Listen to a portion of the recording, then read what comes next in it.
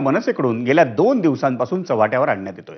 त्यापैकी एका ठिकाणी चक्क पाम बीच रोडवर 250 मतदारांची नोंदणी करण्यात आली आहे। मनसेच्या रियालिटी चेकमध्ये त्यातला एकही मतदार आढळलेला नाही।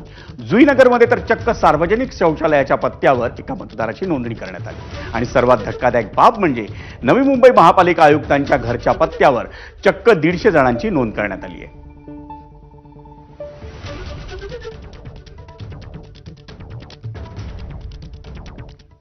आणि हीच बातमी जर सविस्तर सांगायची तर नवी मुंबई महापालिका आयुक्तांचं निवासस्थान हे नेरूळ रेल्वे स्थानकासमोर आणि आश्चर्याची बाब म्हणजे नवी मुंबईच्या मतदार यादीतल्या 150 मतदारांचा पत्ता हा नेरूळ रेल्वे स्थानक आयुक्त निवास असा असल्याचं दिसून आलंय।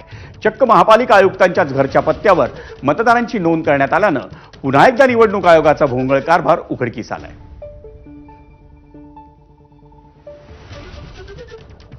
माझ्या समोर बेलापूर विधानसभेतल्या यादी भाग क्रमांक 300 याची यादी आहे आणि त्याच्या समोर पत्ता लिहिलाय नेरूळ रेल्वे स्टेशन ते पेट्रोल पंप मार्ग आयुक्त निवास। आयुक्त निवास म्हणजे हे नवी मुंबई महानगरपालिकेचे आयुक्त यांचं हे जे सरकारी निवासस्थान आहे तिकडे 127 जणांची मतदारांची नोंदणी आहे। मोठ्या प्रमाणात ही अमराठी नावं आणि परराज्यातून आलेली नावं आहेत। हे निवडणूक आयोगाचे कसले धंदे आहेत? निवडणूक आयोगाचे अधिकारी कर्मचारी हे डोक्यावर पडलेले आहेत का?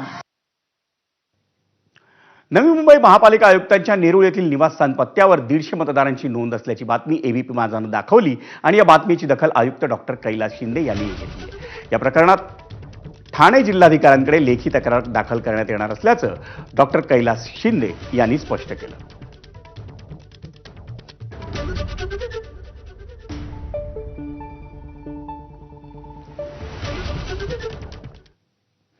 बातमी मीरा भाईंदरची। मीरा भाईंदरच्या महापौर ज्योत्स्ना हसनाळे यांनी महापालिका आयुक्तांच्या दालनातल्या पिण्याच्या पाण्याच्या बाटलीत